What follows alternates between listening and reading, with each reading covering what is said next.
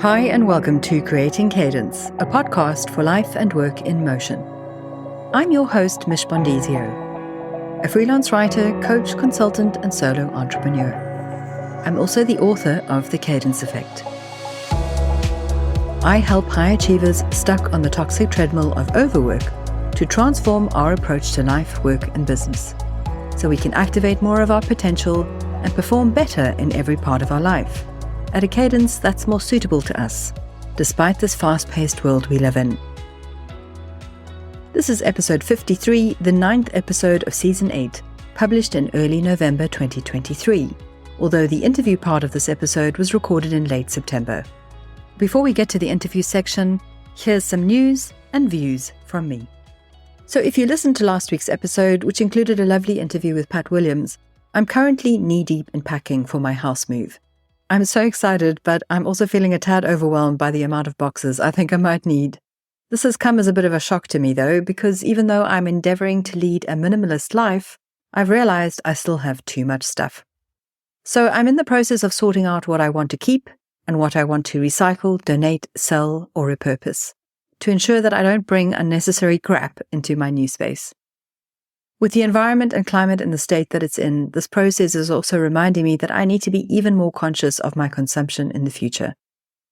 We as a society have become accustomed to buying things not because we actually need them, but because they make us feel something that we think is missing. They often fulfill an emotional need that is not being met in a way that perhaps it should be. Often the stuff that we buy fills a hole caused by issues such as poor self-esteem, or low self-image, or unhealthy peer pressure, or a fear of missing out, or status-driven goals instead of purpose-driven ones, just to name a few examples. But what we often then find after we make the purchase is that the dopamine hit lasts an hour, or a day or two, or a few weeks, and then we're back to craving a way to fill that hole again, and buying more stuff is often the easiest way to do that. In doing so, we clutter up our lives, our homes, our kitchen cupboards, and our wardrobes, all with stuff. And then we throw it away, or we give it away, and we start again, with little thought to what actually happens to that stuff. That stuff ends up in a landfill, or it's shipped to some African country where they don't have the means to deal with our waste properly. So it's a much bigger problem than you may realize, and it's why I'm trying to be really intentional about what I do with my stuff as I pack and move. Now, this may not be immediately obvious, but being more intentional with our spending choices and our hoarding habits so we can become less addicted to buying stuff actually ties in with being more intentional with our productivity too. The reason for this is because clutter of any kind causes stress, and ongoing stress of any kind affects our ability to work well.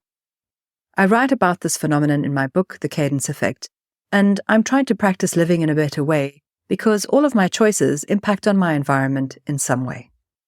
It does take a mindset shift to move away from filling our lives with stuff. It requires intentional thought and practice and experimentation. It requires us to be willing to forge our own path instead of accepting a consumerist status quo. If you are feeling uncomfortable with towing the party line when it comes to shopping, if you're ready to change your habits and behaviors that affect the way you live and work and consume, then you might benefit from joining my upcoming coaching program. In early 2024, I'm launching a new coaching and accountability program geared to help overworked high achievers transform how you work and how you live. The aim is to help you become more purposeful with your productivity and more intentional about supporting your well-being, so you can craft a more conscious and meaningful way of life that is in harmony with your environment. I'm announcing more about this in my next Cadence newsletter, which is due out in early November. And spaces will be limited, so if you want to be the first to find out more about special offers and early bird pricing, then head to creatingcadence.co/subscribe to sign up. You'll also get a free Cadence Canvas worksheet for your trouble. This upcoming program is tied to the topics covered in my recently published book, The Cadence Effect. If you haven't heard of it yet, here's a quick review from Kelly Berry, who wrote the following on Amazon. Author Mich Bondesio isn't afraid to tell it like it is when it comes to her burnout. But we all benefit from the lessons that she learned as she turned her life around and created the cadence she needed to become the success that she is today. I love her concept of intentional productivity and have altered my own work habits based on what I learned in the book. I am better in tune with when I'm at my most productive, afternoons for me, and I recognize that my days start better with a routine of yoga, tea, reading, and avoiding emails. I highly recommend this book for anyone who feels the pressure to perform and isn't sure how to best address it. Whether you work for yourself or for an employer, we can all benefit from Mich's experience and her perspective, and shift our focus from the unattainable work-life balance to a more realistic cadence effect. Well, what a cool review. Thanks so much, Kelly, for your thoughtful consideration of the power of the cadence effect. If you didn't make the connection, aside from being a guest on this season of the podcast, Kelly Berry was also one of my beta readers for the book. She has embraced the concept of creating cadence wholeheartedly in her own life, which has been so encouraging to see. If you're a listener and you want to find out more about the book, then head to thecadenceeffect.com. Incidentally, this book would make a great Christmas gift for the person in your life who's looking to find better ways to manage their stress and their workload so they can work with more purpose and find more meaning in their days. In the next Cadence newsletter, I'll also be announcing Christmas discounts for my book. So if you aren't signed up for the newsletter yet, head to creatingcadence.co/subscribe so you can get all the details on how to take advantage of that discount. So with the promo stuff out the way, it's now onto the interview section of this episode, where I chat with Alison Coward of Bracket Creative.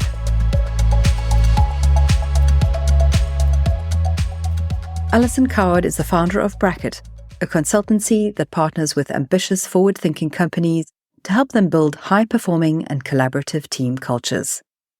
She is a strategist, workshop facilitator, coach, trainer, keynote speaker, and author of A Pocket Guide to Effective Workshops. She also has a new upcoming book due out in November called Workshop Culture, a guide to building teams that thrive. Alison's clients include Google, Meta, and the World Federation of Advertisers, as well as Welcome and the V&A. With 20 years' experience of working in, leading, and facilitating creative teams, Alison is passionate about finding the balance between creativity, productivity, and collaboration, so that teams can thrive and do their best work together. I really enjoyed this conversation with Alison, learning more about how she helps creative teams to collaborate more effectively. In this episode, we cover the connection between culture and effective team communication and collaboration, how our morning routines can evolve to suit current needs while still supporting a healthy work-life cadence. And we also geek out about how to create a supportive weekly workflow cadence. And Alison shares some great examples, including an online co-working app that she uses to help with her writing. And do stick around at the end of the interview, as I'll also share my take on some thoughts and ideas that came from this conversation with Alison. So if you're ready, let's dive in.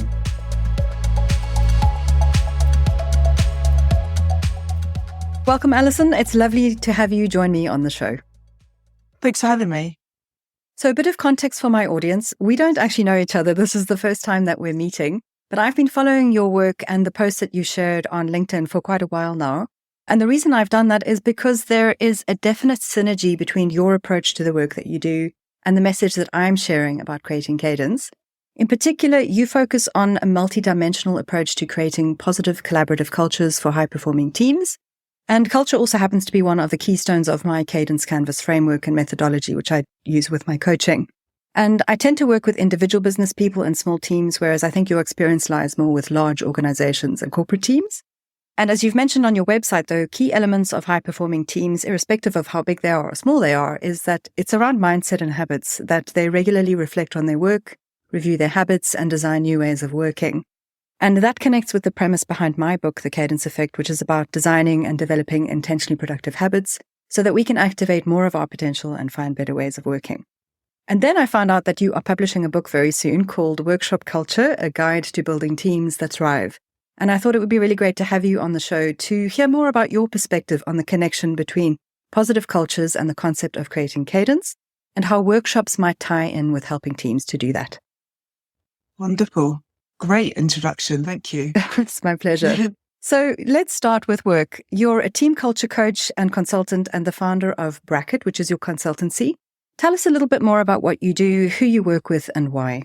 Yeah, as you said, we're a team culture consultancy, and we focus on helping teams work better together. And I guess the things that underpin what we do and my particular interest is finding a good balance between team creativity and team productivity and collaboration. So how do teams do great work, create great ideas, and actually put them into practice and deliver to a high standard together, and all of the elements around that. So we do workshops and coaching and training, talks, create content all around helping teams to become more aware of what they need to do to create the environment for them all to thrive individually and as a team. Fantastic. And I will link to your website in our show notes because you've got a really fantastic website. I love the look of it, but also the message is really clear in terms of how you help people. So how long has your company been running and what types of clients are you working with? Gosh, it will be 14 years in about a month, actually. Yeah, so Bracket has been going for a long time. It has gone through lots of iterations, and I won't go into that story because it is a long story, but it's always been focused on collaboration, and particularly collaboration within the knowledge economy and within the creative sector, because that's my background and that's my interest. So we do work with all types of companies and organizations. But again, because of my background, we tend to gravitate, or the types of clients tend to gravitate towards us are often within the creative industries, within the tech and digital sectors, and media as well. So again, those kind of knowledge economies. That's fascinating. There's definitely overlap with what I do as well. And there's such a need for it with people who work in creative and digital industries, for sure. So how do you think this concept of cadence, which is the premise of what I do around my work, I think it ties in very well with what you do. How do you see it applying in the context of the work that you do to support and help your clients? How do you think it helps them to support their well-being and productivity better? Yeah, I mean, I did say that I wasn't going to go into the iteration of Bracket, but I think it might be worth saying a little bit here. I've always been focused or fascinated by the concept of collaboration and how do we do that effectively. And in the early stages of Bracket, I stumbled across the idea of workshops just because I was bringing people together that had different levels of expertise. And when I was bringing them together, it made sense to run workshops or facilitate workshops, even though that's not what I thought or knew that I was doing at the time. Didn't realize that I was a facilitator. And so I actually started offering these facilitated workshops to teams within larger companies. And again, really passionate about the power of these workshops. But there was something that was kind of frustrating me a little bit. When I was doing these one-off workshops, it was like, we'd come together, we'd have a really great time, we'd produce really brilliant ideas. Everyone would be really engaged and motivated and energized. And then they'd go back to their day-to-day work and all of that energy would almost just disappear. So I started thinking, well, yes, workshops are a powerful tool, but they are a tool. It's not just the workshop itself, it's what the team put in place after that. And that's when I started to get a bit more interested in what happens after a workshop and how can we start to bring more of the principles that we're seeing in workshops through great facilitation into our everyday work. And part of that is running more regular workshops, like looking at things like our meetings, which, I don't think all teams often see it this way, but can be a way of creating cadence in a way that a team communicates. So sort of looking at how teams meet and the types of conversations that they have, how they run those meetings as well, and being more intentional about what they do in those meetings to create that cadence of how they work together. So that's the kind of quick story of sort of, how I help teams. I mean, there's lots more sort of around rhythms and rituals and ways of working. But again, because my background is in the creative industries, fascinated about collaboration, fell upon the concept of workshops and seeing how that format really supports collaboration. A lot of what we do at Bracket is through the lens of creating this kind of rhythm of workshops and meetings where teams come together and communicate effectively. That's fantastic. Thank you so much for sharing. So let's talk a little bit about this new book that's coming out. Why did you write it and how do you think it's going to help people? Did I write it? Well, you've been through the process of writing a book. Actually, I don't know why I decided to write. I haven't gone through the process. It's not something that I would potentially repeat anytime very soon. But really, what I was seeing with teams is that culture is vital. The way that a team works together is absolutely vital. And whilst I think most teams and their leaders would agree that culture is important, actually, it's also such a broad area. And where do we start with it? It's, we could look at communication, we could look at trust, we could look at psychological safety, we could look at productivity. There's so many broad areas. And I think through my work at Bracket, I've been going 14 years now, through facilitating workshops, working with teams, seeing also my own research and bringing in research and academic references from sort of lots of different places, started to build a framework around what makes a high-performing team, heavily influenced, again, by what I see happening in workshops. And I wanted to put it out there into the world. I want to make the process of approaching team culture, creating high-performing teams, encouraging effective collaboration more accessible to a wider group of people, partly because, particularly in the knowledge economy, we can't get work done without collaboration. And if collaboration is such a big part of our working lives, if we address collaboration and make that better, then it has an impact on how we feel about work. Absolutely. That's really well said. And I think what's helpful about the notion of creating this book as well is that very often these decisions to hold the workshops or to work on culture come from a top-down decision-making perspective, whereas anybody can read your book. Anybody can go to their team and say, I think this would help us. I think we should be doing this, Absolutely. And that's, for me, that is a key message. That's, I think, a concept I struggled with when I was writing, who is it for? And yes, it's written with a view that a team leader will pick this up. At the same time, a team leader is largely responsible for creating the environment and the culture where a team can thrive. Yet, at the same time, it's not solely their responsibility. It is also up to the team members to create that level of self-awareness, to think about how they're contributing to team culture. And actually, if the leader's been able to create that environment where it is all about us contributing to the culture, then team members can actually step up and say, oh, look, this isn't working. Let's look at how to fix this. Let's make our meetings better. And let's look at the way that we communicate more effectively. Let's sort of, think about how we're talking about how we work and, suggest rhythms and rituals and ways of working that they can implement. Fantastic. The tagline for the book is, what if every day at work felt like your team's most productive away day, which I love. And it's coming out on the 21st of November. Is that right? Yes. Yeah. So we'll share a link to the pre-sale page on the show notes. And that's very exciting. Congratulations to you on writing that book.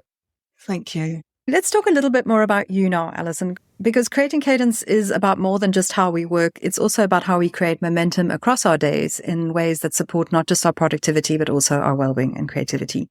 So where do you find yourself in your life at the moment, and how is that affecting or supporting you? What are the good things and the challenges that you're currently experiencing? A juicy question. So where I am in my life right now, obviously, is Bracket, and the book has been a big feature of my life, definitely for this year, and getting the message out there of what we do at Bracket.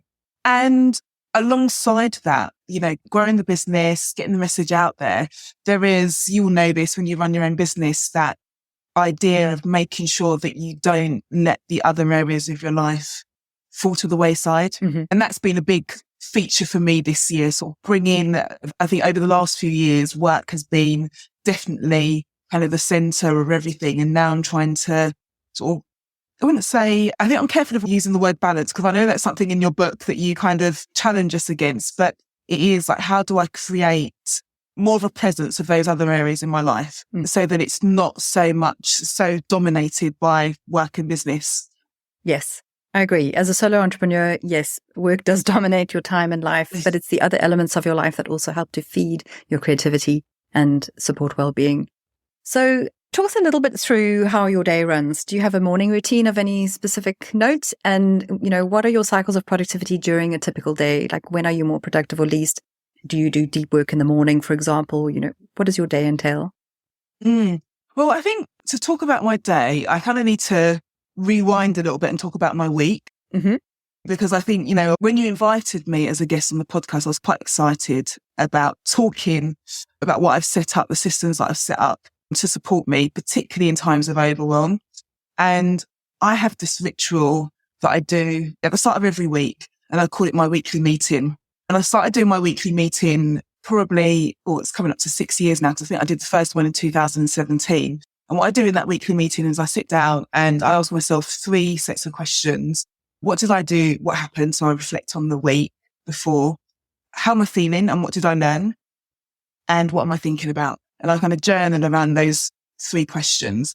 And then the next part of my weekly meeting is looking forward to the week and creating a master list of all the things that I need to do that week. So I have various kind of a Google spreadsheet where I list all the things that I need to do. And that's kind of divided into the departments of my business or the different areas of my business.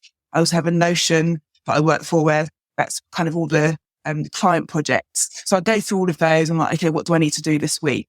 And then I sit down and I've planned out my planner. So I look at all the appointments that I have and I have a hard copy planner, put them into my planner.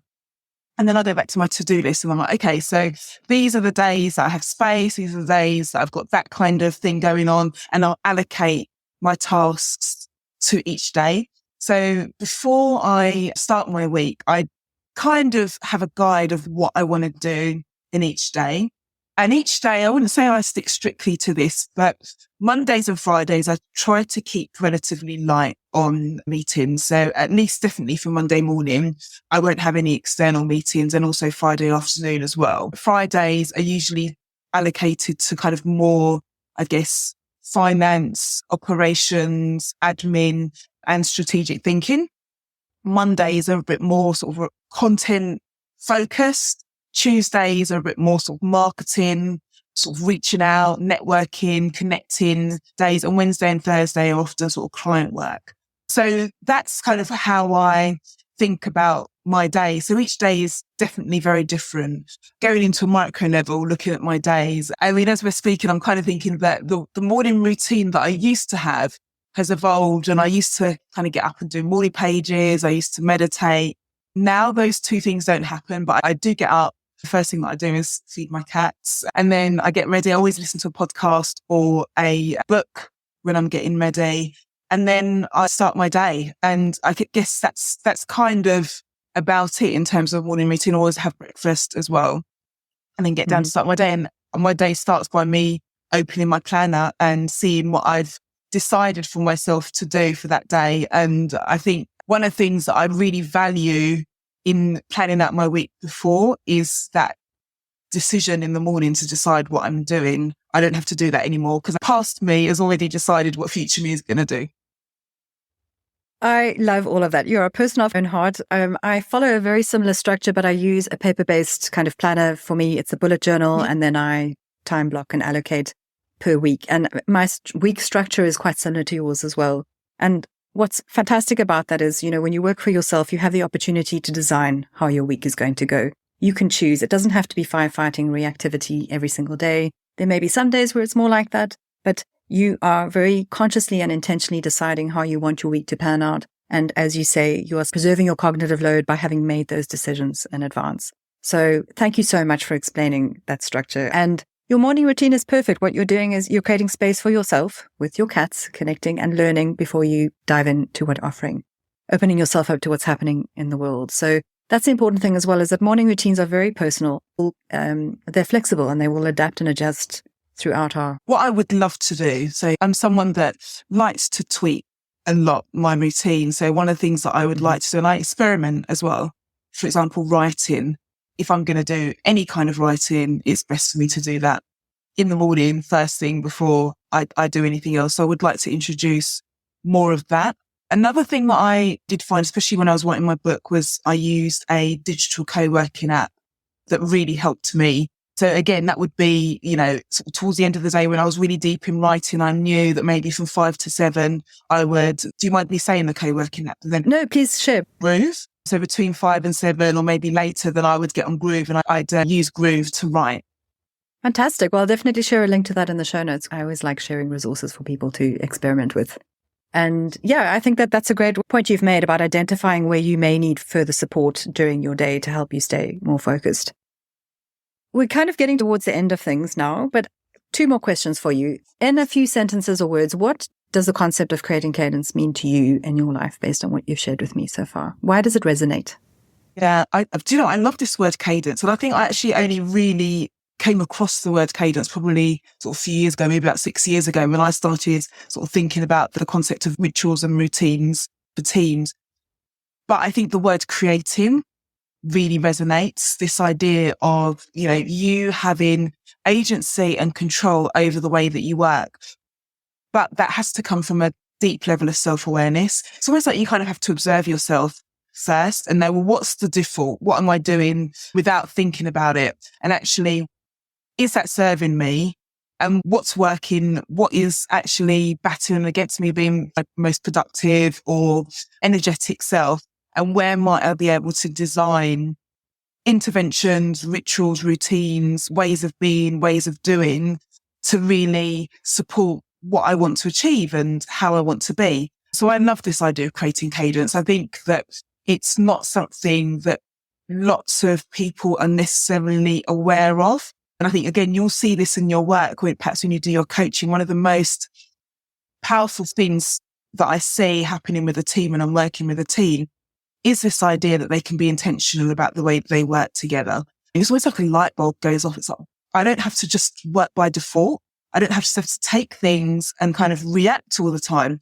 I can actually, get ahead a little bit from that self-awareness through design. And I love the idea of using design in its kind of purest form to kind of create, design my work, design my days, design how I interact with people. Yeah, I love the concept of creating cadence. Well, thanks for sharing that and your perception of that and how it resonates. And I think what underpins everything you've said is, approaching things with a mindset of curiosity and experimentation at all times. Yeah. That helps us to be open to learning from it and adapting. The other thing that I want to say on that as well, because this is something that sort of came up for me this morning as I was thinking through this podcast and some of your questions. And I think it also relates to the routine that we both do weekly, is this idea of being kind to your future self.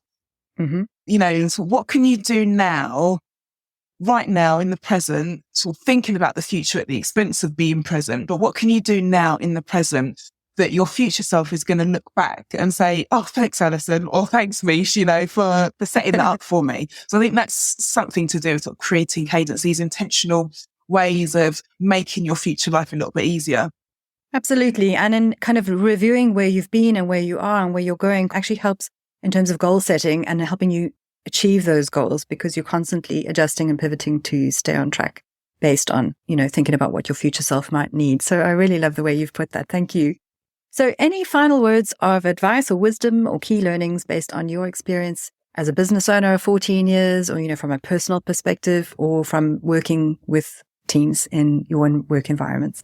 Yeah, I think this is a message that I talk about in my book, in my work, and I know that it's a message in your book as well, which is around starting small and kind of taking small steps, because, if you're overwhelmed already, trying to completely overhaul everything and bring in lots of new routines and rituals is also going to be overwhelming, and that's going to cause more frustration and burnout. And I think I really know that when I'm trying to start a new habit or start a new way of working, if I go full pelt straight away, then within a week, it's just gone and I'm sort of fed up of it. So taking those small steps has really helped me, and building things up over time, because you want these to be sustainable. It's almost like, doing one thing, sort of seeing that out for a while until it's really bedded in, and then creating a layer on top of that with your next routine, your next habit.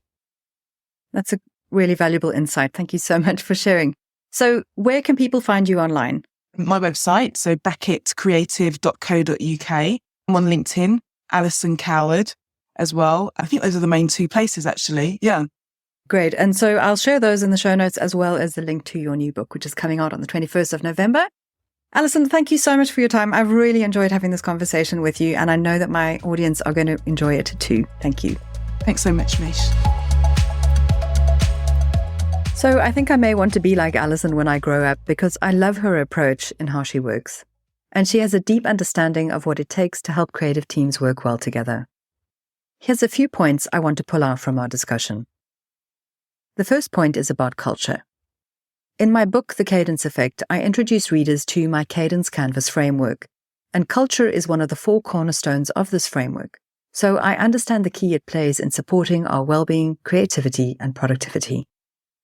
Alison rightly pointed out that culture is vital for team cohesion and effective collaboration. And as we discussed, it's the responsibility of not just the team leader to facilitate that, because every member of the team plays a role in creating a healthy, happy culture.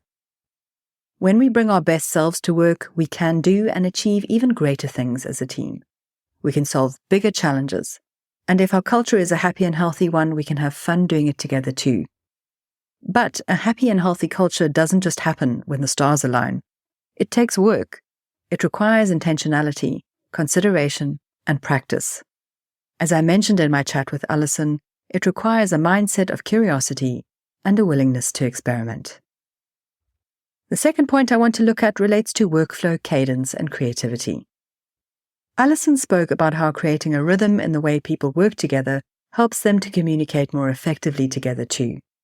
And one way they can do that is through carefully structured workshops and carefully structured meetings. And this is something that Alison helps teams to do as part of her work. Now, in my experience, often when creatives hear about having to work in a structured way, their first thought is often that this means working in a rigid way, with rules that may stifle their creativity. But structure doesn't have to be rigid or fixed. It isn't about creating something inflexible. Instead, think of structure as a loose framework that supports and encourages the free flow of creative ideas in a way that helps us to capture them effectively and efficiently. Structure can come in the form of systems, practices, behaviours, rituals, or routines that you perform or engage in as part of your workday. They may be one element of your workday, or they may encourage and influence the flow of your entire day. Alison mentions that she has systems to support her, particularly in times of overwhelm. For example, she has a weekly check-in with herself to reflect and learn and plan. Alison has designed that meeting to have a very definitive structure with a question section, a prompt element, and a planning element. She also tries where possible to curate a weekly workflow cadence that is preferential for her focus. For Alison, that means that she prefers Mondays and Fridays to be light on meetings, so she can dedicate some time to content creation, strategic thinking, and the behind-the-scenes running of her business. And the rest of the week is focused on marketing, promotion, and delivering client work. Setting a common or typical rhythm for how most of your week can run, again creates a framework for you to produce your best work. Now, in this scenario or example, the content of what you may do on a Monday or a Tuesday or a Friday may differ, but the type of work that you endeavor to focus on those days stays the same. Working in this way can help you to manage your energy flow during the week, and it can also create a feeling of safety, which can help you to feel more comfortable about stretching yourself in specific ways, because you know you'll be doing that on specific days. As I've mentioned several times on the podcast and also in my book, The Cadence Effect, in a busy, noisy world of knowledge work, it's essential that we create the necessary room to work on our businesses and help solve our clients' critical problems. We cannot do that when we are continually bombarded by things demanding our attention all of the time. We need to cultivate breathing space so we can foster and benefit from more creative and strategic thinking. Alison shared a super example of how she does this. So give some thought to places in your week where you might be able to carve out a little space to do the same. The last point I want to consider is around morning routines. If you're new to creating intentional morning routines, it's helpful to remember that our morning routines can evolve to suit the changing needs of our life, while still enabling us to achieve a healthy work-life cadence. They do not need to be rigid or fixed. They adjust and adapt based on the needs of your day, week, month, or year. You also don't have to do all the things to benefit from your morning routine. A supportive routine isn't about cramming in loads of self-development and fitness practices. It's about finding just a few things that help prepare you to go out there and face the world every day. Whether that's feeding your cats and starting the day with a good healthy breakfast, or enriching your learning with a podcast, calming your mind with meditation, or going for a walk with your dog, or maybe journaling to get the worries out of your head. The point is that the elements you choose are personal to you. They don't have to be all the things. You can pick one or two and make them your own. The idea is to create a pocket of space for yourself, with regular, supportive rituals and routines that you can do without thinking, and which don't drain your cognitive load and don't require a lot of decision-making.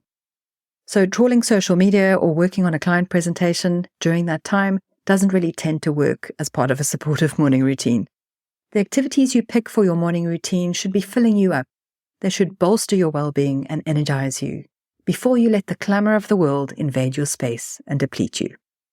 So think about what tools, rituals, routines, and activities are in your toolkit to help you ground yourself, to manage your stress and prepare you for your day so that you can stay focused.